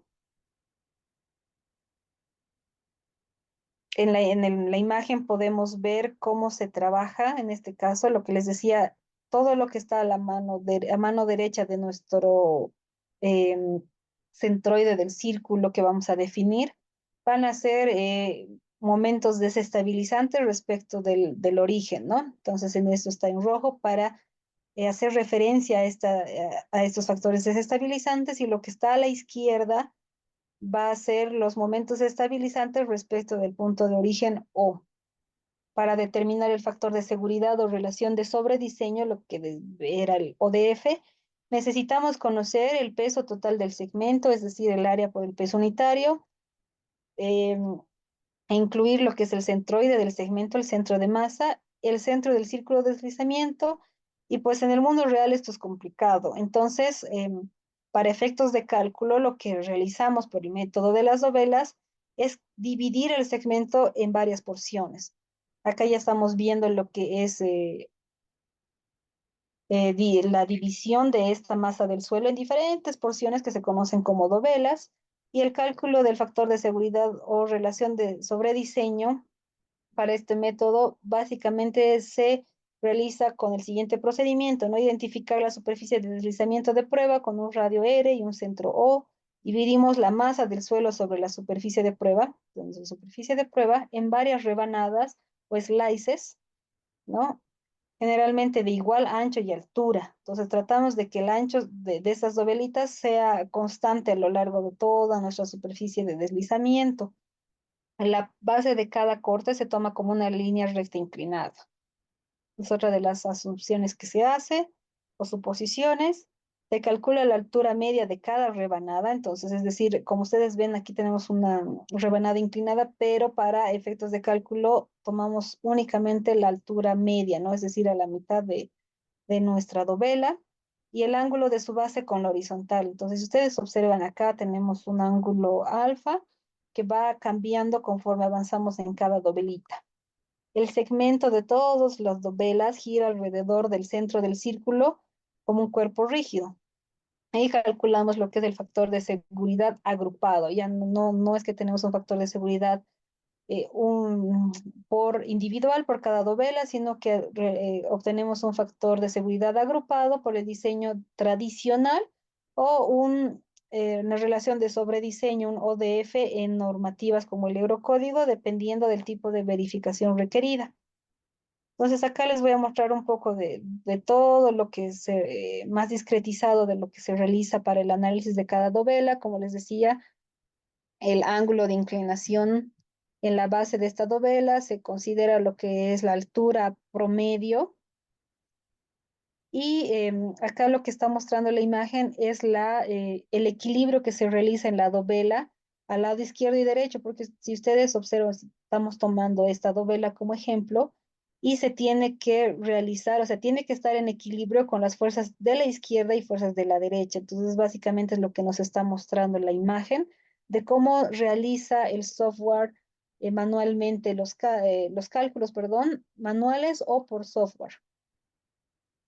De igual manera, vemos acá un poco de la definición ya más amplia de cómo se hace esta sumatoria, ¿no? Les decía que se obtiene un factor de seguridad agrupado, grupal, único, pero si ustedes observan acá en las ecuaciones, tenemos esta relación de factor de seguridad de fuerzas estabilizantes y desestabilizantes por cada dovelita. Entonces, este es el procedimiento que se hace iterativamente, ¿no? Por cada dovela. Ustedes ven acá son ecuaciones bastante largas, pero gracias a Dios tenemos la oportunidad de usar diferentes softwares para estos análisis, ¿no? Hasta ahora hemos descuidado las fuerzas cortantes, es decir, las fuerzas intercambiadas entre las novelas para hacernos la vida más fácil, pero ocurre que muchas veces debemos considerar estas fuerzas y lo que les decía, ¿no? Nuestros softwares realizan ya un equilibrio tanto eh, a nivel fuerzas horizontales como verticales, y las inclinadas las descompone en sus ejes X y Y para hacer esta evaluación. El problema se va a volver indeterminado cuando tenemos más incógnitas que ecuaciones, pero todo tiene solución en estos métodos de equilibrio límite, pues hacemos algunas simplificaciones, asumimos ciertas cosas, como por ejemplo, de acuerdo al método de Felenius, vemos que nuestra fuerza T1, que va a ser esta que está yendo hacia la dirección de abajo, menos nuestra T2, que va a ser la superior, tiene que ser cero, ¿no? Por otro lado, nuestra fuerza horizontal hacia la derecha, que es E1 menos nuestra fuerza de la izquierda, tiene que ser cero. Entonces, en este caso, nuestro factor de seguridad es determinado directamente y no se requieren iteraciones. En el método de Bishop simplificado ocurre algo parecido, pero en este caso únicamente está considerando esta primera suposición. Y para el método de Bishop simplificado, nuestro factor de seguridad se va a obtener mediante una serie de cálculos iterativos. El método de Felenius, también conocido como método sueco, se basa en estas ecuaciones y la solución se configura ya de forma manual en forma de una tabla con los factores contribuyentes calculados para cada segmento. Entonces, manualmente también se los puede resolver realizando estas suposiciones. Se trabaja en este tipo de tablas, ¿no? En donde se va colocando el ancho de cada dovela, el área de la dovela, el peso de la dovela, la inclinación de nuestra dovela o slice eh, respecto del horizontal, y se van calculando este tipo de celdas necesarias. Podemos calcular lo que es nuestra presión de poro si existiese, también nuestro ancho ya inclinado, no el horizontal, y vamos teniendo este tipo de relaciones para que finalmente podamos obtener un factor de seguridad grupal, ¿no? Los puntos importantes a considerar dentro de los métodos de equilibrio límite, por ejemplo, para el método sueco, que es el de Felenius o método ordinario de Dovelas, este es conservador y proporciona un factor de seguridad y realmente más bajo que el método de Bishop simplificado. No es una de los puntos importantes a considerar. Sin embargo, para suelos puramente cohesivos, es decir, análisis no drenados, el método de Felenius y el de Bishop simplificado dan resultados similares. El Eurocódigo 7, por ejemplo, requiere un análisis de talud en el cual debemos verificar el momento general y la estabilidad vertical de la mesa deslizante, por lo que para que los cálculos cumplan con lo requerido en esta normativa, el método de Felenius no se puede utilizar, ya que la estabilidad vertical de la masa no se impone, mientras que el método de Bishop simplificado, que es el método de equilibrio límite más simple, sí se lo puede utilizar. El método de Bishop simplificado considera este tipo de suposiciones, lo que les decía, las fuerzas tangenciales entre dovelas son iguales y opuestas. Sin embargo, las fuerzas normales entre dovelas no son iguales. Varios cálculos analíticos nos van a llevar a encontrar estas ecuaciones, y pues el método de Bishop simplificado es un análisis que sigue un procedimiento iterativo. Hay que suponer un valor de factor de seguridad inicial y lo debemos ir sustituyendo con esta ecuación 2. O sea, este M se lo reemplaza, se va realizando estas iteraciones para calcular el MI para cada segmento. Los valores de la masa individual se insertan en la ecuación 1 para calcular el factor de seguridad, que es la ecuación de la izquierda, Si la diferencia entre el factor de seguridad asumido y el calculado es mayor o igual a 0,01, debemos ingresar el factor de seguridad calculado como punto inicial y repetir todo el procedimiento que se ha descrito. Hay que verificar nuevamente si la diferencia entre el factor asumido y el calculado es menor o igual a 0,1. Y bueno, acá les estoy mostrando unas tablas que es el resumen de los diferentes métodos de equilibrio límite que existen. Tenemos aquí el ordinario, el Bishop simplificado, el Jambu GPS, el Lovecraftian, Corps of Engineers, el SARMA, el Spencer y el Morgenstern Price. Lo que nos está mostrando esta tabla es para qué tipo de evaluaciones se los puede aplicar. Aquí está indicando que se lo puede aplicar para superficies o planos de deslizamiento circulares, se lo puede utilizar para no circulares. ¿Qué tipo de ecuaciones utiliza? Lo que es la sumatoria de momentos igual a cero o la sumatoria de fuerzas igual a cero. Y si ustedes observan, los métodos que más se adecúan a cada uno de los diferentes casos de análisis es el SARMA, el Spencer y el Morgenstern Price, siendo estos dos últimos los demás de mayor utilización para nuestros diferentes tipos de análisis. El Spencer, por ejemplo, es un método que ustedes, si revisan la normativa de la AASHTO-LRFD, es el método que la ASTO nos recomienda para el análisis de estabilidad de taludes. ¿Por qué? Porque nos contempla lo que son superficies de fallas circulares, no circulares, que además pueden utilizarse para superficies compuestas. Realiza lo que es la sumatoria de momentos igual a cero y la sumatoria de fuerzas igual a cero. Lo mismo ocurre con este método de Morgenstern-Price, entonces van a ver que estos dos principales van a aparecer en muchos de los, de las recomendaciones en distintas normativas por esta versatilidad que tienen, ¿no? Para la resolución, entonces los estoy enmarcando acá. Como les decía, tanto el método de Spencer como el de Morgenstern Price satisfacen todos los equilibrios estáticos y las fuerzas entre cortes y necesitan esquemas computacionales iterativos. Se consideran técnicas rigurosas y precisas en los cálculos de estabilidad de taludes. Vamos a pasar rápidamente antes de concluir la clase a lo que son los métodos numéricos, simplemente a modo de introducción, porque el presente curso no contempla el uso de software de este tipo. Simplemente indicar que el método de los elementos finitos ha ido encontrando bastante aplicabilidad en los últimos 50 años. Em, Recientemente se lo ha ido utilizando para calcular factores de seguridad, debido de que se lo puede utilizar de la misma manera que los análisis de equilibrio límite, ¿no?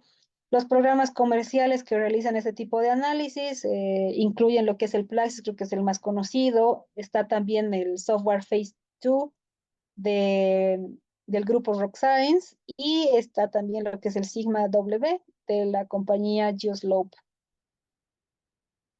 A pesar de que estos programas informáticos modernos realizan estos análisis para tener interfaces de usuario avanzados y métodos de presentación de datos, se requiere realmente una cantidad considerable de información, habilidad y experiencia para obtener resultados válidos, ¿no? Las condiciones de estrés o tensiones iniciales, la capacidad para acomodar la secuencia de construcción y la selección del modelo del suelo, es el modelo constitutivo del suelo no lineal, son factores importantes para determinar lo que son tensiones, deformaciones y desplazamientos realistas. ¿No? Aquí en la primera imagen estamos viendo lo que es el enmallado eh, que se realiza, se puede afinar incluso. Aquí pueden ver un enmallado más refinado en este sector del contacto de los dos estratos. Y en la imagen inferior están viendo ya el análisis de estabilidad de taludes, que en este caso no nos va a dar una superficie, un plano de deslizamiento único, y tampoco nos va a mostrar justamente el famoso radio con el deslizamiento, el plano de deslizamiento definido, ¿no? Sino nos muestra una banda de corte, como pueden observar acá, en donde ha ocurrido deformaciones mayores respecto del restante de la masa del talud, ¿no? El método de elementos finitos se puede utilizar como una alternativa al análisis de equilibrio límite para evaluar la estabilidad de taludes sin requerir habilidades muy avanzadas, ¿no? Las ventajas de este análisis de elementos finitos sobre el convencional de equilibrio límite es, por ejemplo, que no es necesario dividir el dominio en dovelas verticales, ¿no? Dado que no existen estas dovelas, no se requieren suposiciones para las fuerzas laterales entre las rebanadas o los slices. El método de elementos finitos determina las ubicaciones de la zona de falla mediante cálculo de tensiones sin la búsqueda de superficies de deslizamiento crítica que se requiere, por el contrario, en el método convencional de equilibrio límite. Cuando se utiliza el análisis de estabilidad de taludes, no se requiere modelos complejos de tensión de formación, porque además ustedes se van a ir dando cuentas cuando vayan utilizando los métodos numéricos, estos softwares como el Plaxis, que les van a ir pidiendo mayor información a la que muchas veces tenemos acceso, ¿no? Como les decía, todavía nuestro medio es complicado que se le dé tanta importancia al ingeniero geotecnista, no siempre cumplen nuestros requerimientos y hay que ser sinceros ante estas consideraciones, ¿no?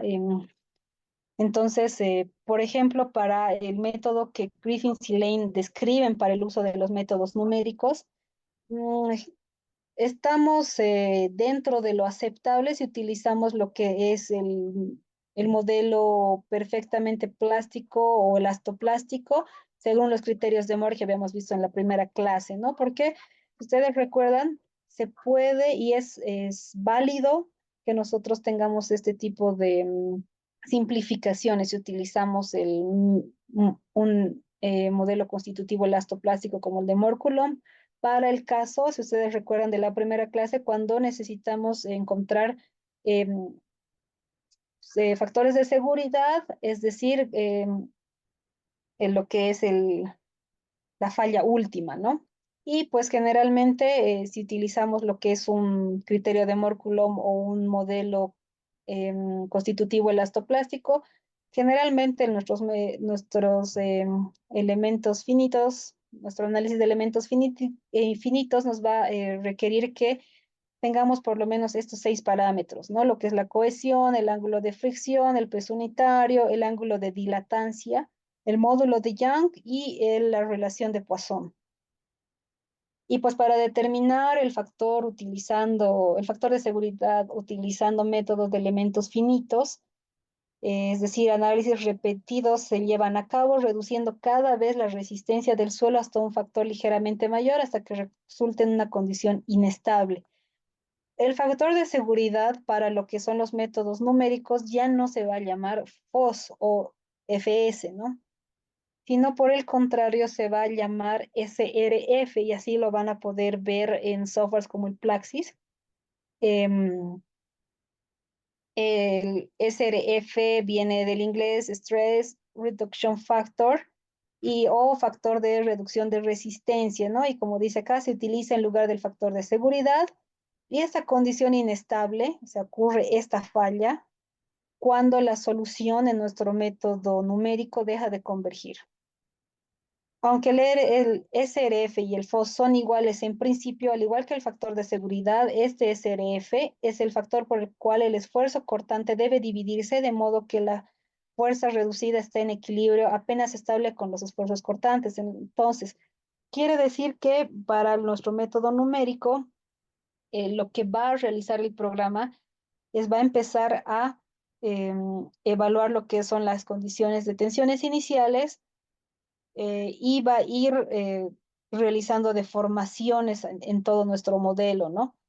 ¿Y qué pasa con nuestro SRF? Como dice en un inicio, son iguales, pero el software tiene la capacidad de ir dividiendo nuestros factores de resistencia, que en este caso pueden ser la cohesión y el ángulo de fricción, en factores parciales. Entonces va reduciendo, aumentando estos factores hasta que lleguemos a la falla, ¿no? Y ese último factor parcial por el cual se ha dividido nuestros parámetros de resistencia va a ser nuestro SRF y ese se lo considera como nuestro FOS en métodos numéricos, ¿no? Y bueno, aquí acabaríamos la clase del día de hoy. Mañana ya vamos a pasarla a lo que son los métodos de estabilización de taludes, que va a ser ya pocas diapositivas y la mitad de la clase ya vamos a ver lo que es la introducción al software slide. Entonces, si alguien ha tenido algún inconveniente en la instalación, en el craqueado, me avisa. Y el día de hoy, lamentablemente ayer no me ha dado tiempo de subirles lo que les debía, les debo todavía lo que son los errores de los inclinómetros, las normativas FHWA que los voy a subir hoy y aparte ya se los tengo preparado unos tutoriales de diferentes ejercicios en el software Slide. Entonces, eso para que posteriormente a la clase del día de mañana, que es introductoria, los que tengan el tiempo y la disponibilidad puedan ir como que trabajando en esos ejercicios tutoriales. Y nuestra clase del viernes va a ser totalmente del uso de software, ¿no? Con esto ya estaríamos prácticamente acabando lo que es la parte teórica de análisis de estabilidad de taludes. Como les digo, mañana nos vamos a ver las diferentes tipos de estabilización de taludes y en la mitad de la clase ya va a ser la clase introductoria a lo que es el slide. Entonces, no sé si alguien tiene una pregunta. Hemos Yo tengo una. acabado. Sí, El- dígame. la evaluación, ¿cómo se va a realizar? La evaluación del curso. Ah, ya. Em, Como ustedes saben, y al inicio del módulo Magalí de CADIC lo indicado, se debe realizar un trabajo práctico. Y ya yo tengo pensado darles un trabajo de estabilidad de taludes con software que va a contemplar diferentes condiciones, ¿no? Ya en algunos cursos pasados, por ejemplo, pero estos han sido, por ejemplo, de fundaciones profundas, lo que me gusta es considerar el criterio, o sea, a mí no me sirve mucho de que eh, sepan ingresar las condiciones de Word, el perfil, material, eso creo que cualquier persona, y si le damos como tal a un adolescente incluso lo puede hacer, pero lo que realmente me interesa es que se haya comprendido cada uno de los capítulos que se han ido llevando. Por eso les decía que es importante que ustedes tengan y manejen bien lo que son los conceptos de mecánica de suelos, porque con seguridad en la práctica de curso, va a ser la evaluación final para que ustedes sean acreedores a lo que es el certificado de aprobación y no solamente de participación, se les va a dar ese tipo, ¿no? Se les va a definir condiciones drenadas, no drenadas. Ustedes tienen que tener la capacidad de saber evaluar, como les decían en diapositivas anteriores de la primera clase, qué pasa si, o sea, si yo te doy, por ejemplo, un estrato A, una grava, acá no sería, no tendrías un criterio si tú me utilizas, por ejemplo, parámetros de resistencia no drenados, ¿no? Entonces, ese tipo de cosas van a ser las que se va a evaluar en el trabajo final, porque estoy segura que entre la clase de mañana y pasado nosotros vamos a poder cubrir todo lo que es el uso del software, por lo menos en la parte introductoria. No se les va a dar cosas fuera de lo que se está viendo en el curso, pero realmente tengan repasen lo que es la mecánica de suelos, ¿no? Se les va a dar sobre todo preguntas que tienen que ver con criterio geotécnico. Entonces, eso yo estimo que para el día viernes, previo a comenzar nuestra clase de uso de software, ya les voy a tener la práctica y ahí pueden hacerme consultas más de forma que de fondo, ¿no? Porque tampoco les puedo resolver todo, pero si hay algo que no se entendiese, me pueden ir preguntando antes de que comencemos la clase del slide del día viernes. Listo, gracias, ingeniero. Eso, no sé si alguien tiene más alguna duda, Sí, como siempre. Sí, dígame. Sí, buenas noches, ingeniera. Quería consultar el tema, digamos, de los métodos constitutivos para el uso, digamos, de mórculo. Y si tienes, digamos, si tienes una roca y encima tienes aluvial o Ujú, coluvial, entonces eh, el uso, ¿no? De mórculo, ¿hasta qué punto? Luego Huckenbrock, ¿cuándo tendría que usarlo? Han Soil, ¿cuándo lo tendría que usar? O sea, ¿cuál es el criterio de que yo use uno de estos modelos, ¿no? Y para, no sé, para cuál tendría que usarlo, o sea, cuál sería el criterio que tenga que usar, digamos, para rocas, no sé, Huckenbrock, pero ¿por qué? O Morculon, pero ¿por qué? Entonces, ahí me va la duda si se puede combinar, qué sé yo, un Morculon con Huckenbrock, o no sé, o qué otros métodos ahí, ¿no? Esa es una de mis dudas ujú. y no sé a qué responde. También el otro, estabilidad de taludes del estado de límites últimos. No sé si es lo mismo lo que estamos viendo o es alguna diferencia. No sé si usted ha podido ver. Y el otro tenía la pregunta, ¿cuándo es necesario hacer un análisis? ¿Hasta cuándo hay que usar un análisis pseudoestático y cuándo debería aplicar un análisis pseudodinámico? También es otra pregunta. ¿Y por qué tendría que usarlo? Esas preguntitas tengo, ingeniero. Ya, a ver, te voy a responder por partes. La primera, la combinación que me decías de lo que son los modelos constitutivos, ¿no? Si tú has usado, me parece que ya tienes un conocimiento por lo menos previo de lo que son los softwares.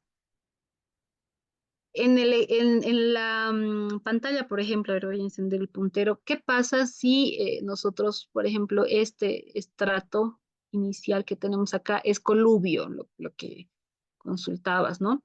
Tú puedes utilizar un modelo constitutivo para suelo en este sector y si este otro, el de aquí abajo es roca, puedes utilizar un modelo constitutivo para roca. El Hook Brown que tú mencionas es utilizado únicamente para rocas.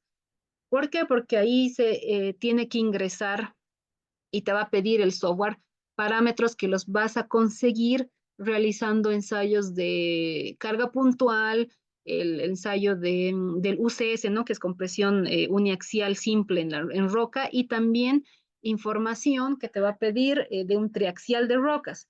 Entonces, por eso ese es específico para rocas. Ahora, para suelos, y esto va a ir ligado a tu segunda consulta, el modelo constitutivo de Moore-Coulomb es un modelo constitutivo simple, fácil de utilizar y que no te va a requerir tanta información. Entonces te vas a ir dando cuenta conforme vayas tú trabajando con este tipo de modelos, ya sea en consultorías, eh, que es el más utilizado porque realmente no tenemos formas por ejemplo, si utilizamos lo que es el modelo Shanship, nos va a pedir más información, ¿no ve? Entonces, con lo que tú vas a tener recolectado de campo, de laboratorio, muchas veces se llega a cubrir solamente lo que requiere el modelo de Moore-Coulomb. Si tú te quieres meter a modelos constitutivos más complejos, también te va a requerir que tú tengas mayor información, mayor data. Entonces, por un lado, eso tienes que tener mucho cuidado porque puede que estés utilizando resultados de ensayos, evidentemente que tú lo has hecho como tal de tu suelo, pero te vas a chocar también que vas a requerir información que al final vas a tener que adoptar de bibliografía, vas a tener que como que asumir, ¿no ve? Eso. Ahora, tu segunda pregunta creo que venía a ser o tercera ya, el tema del equilibrio límite o estado límite último.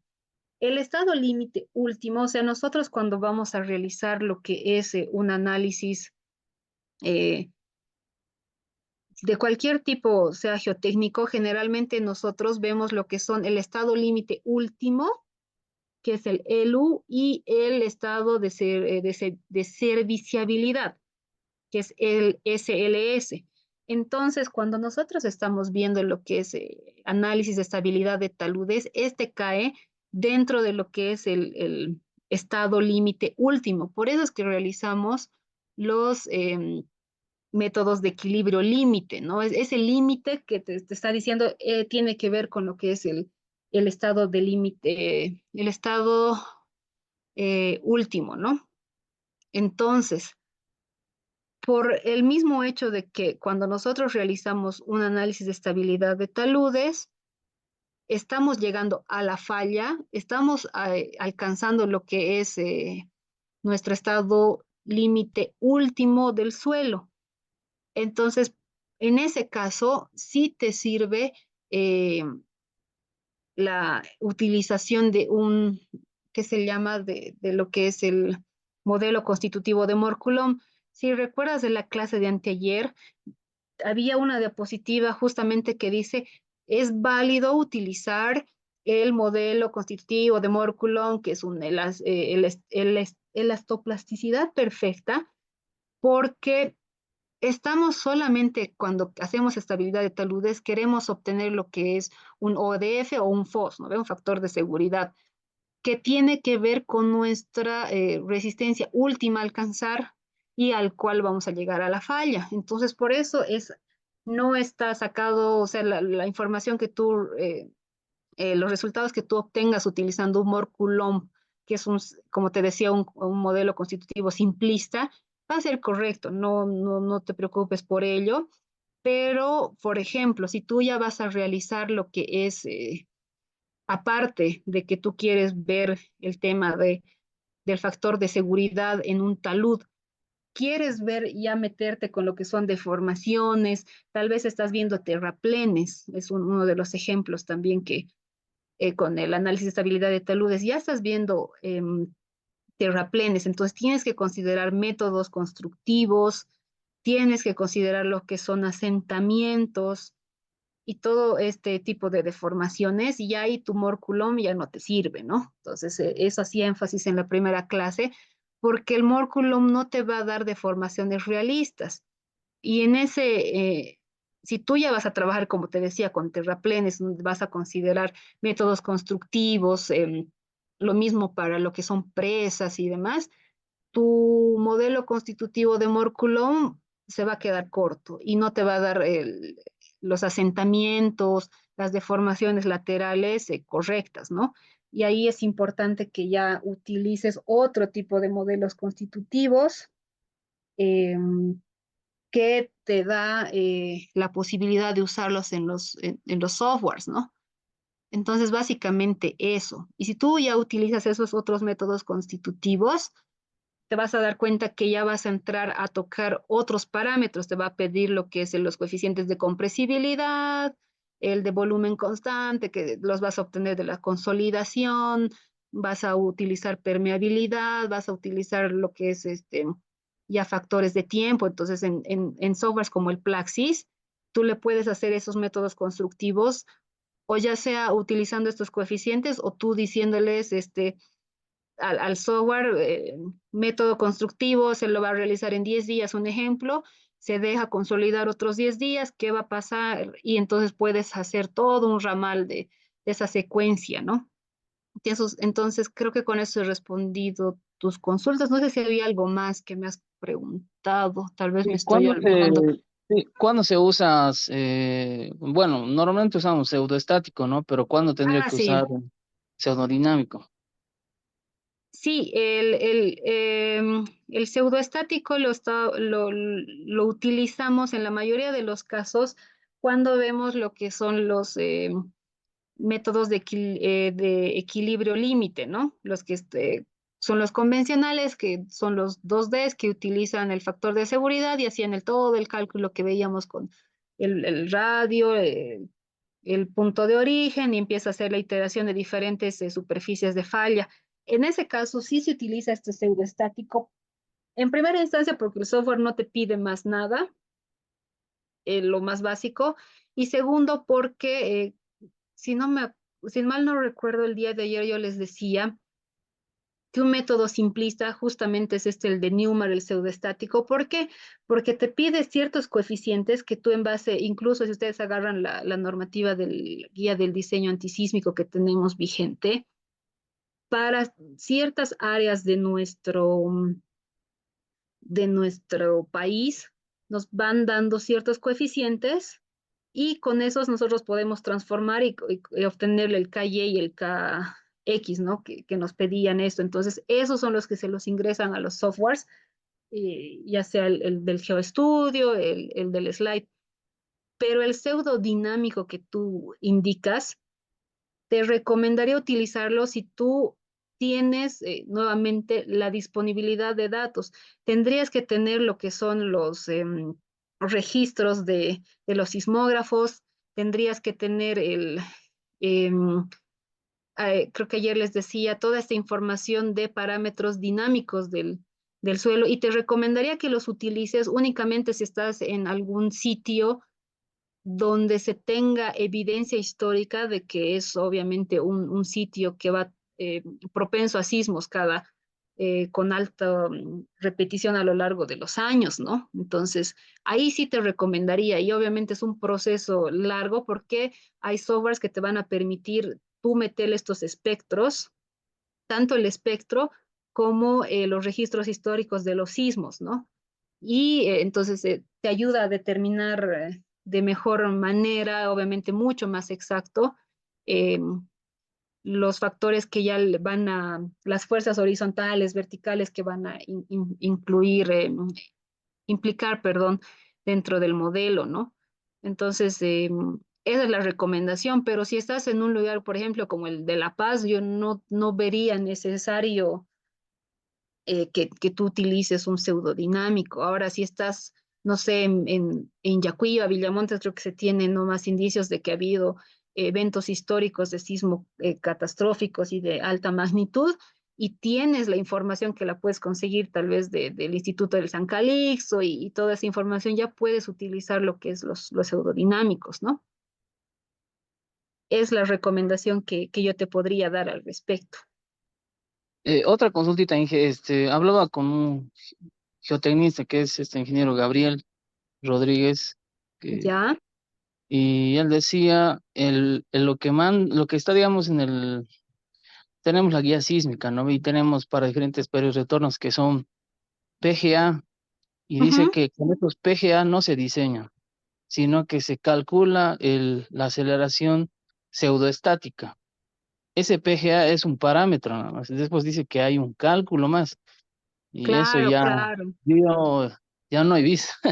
Y era mi duda sobre Sí, ese sí. detalle. Sí, como te digo, es realmente todo un procesamiento de información para que tú puedas realizar un análisis sísmico como tal. El PGA es el Peak Ground Acceleration, ¿no ve? Aceleración del suelo pico. Entonces, eso es solamente uno de los factores de entrada y como te digo, hay un procesamiento por detrás enorme desde realizar las conversiones de Fourier invertidas que les tienes que hacer a todo lo que son tus registros del sismógrafo y es bastante complejo, ¿no? Les voy a tratar de subir algunas diapositivas porque el año pasado, el anteaño pasado, si no me equivoco, justamente he dado un seminario, unas conferencias en la UMSA respecto a lo que es el análisis geotécnico sísmico, ¿no? Y todo el procesamiento. Entonces, eso se los voy a subir para que ustedes lo tengan y puedas, tú que estás interesado sobre todo en esto, ver por lo menos de manera preliminar, qué es todo lo que se viene por detrás. Pero realmente entrar en esto nos va a pues tomar una semana más de clases que obviamente no cubre el curso, pero lo voy a subir para que le puedas dar una revisión y veas más o menos el proceso que se sigue. Pero eso, ¿no? Te respondería al respecto. Ya está bien, gracias, ingeniero. Y bueno, no sé si alguien tiene alguna consulta más, si no podemos concluir ahora y nos estaremos viendo el día de mañana a las 8 de la noche.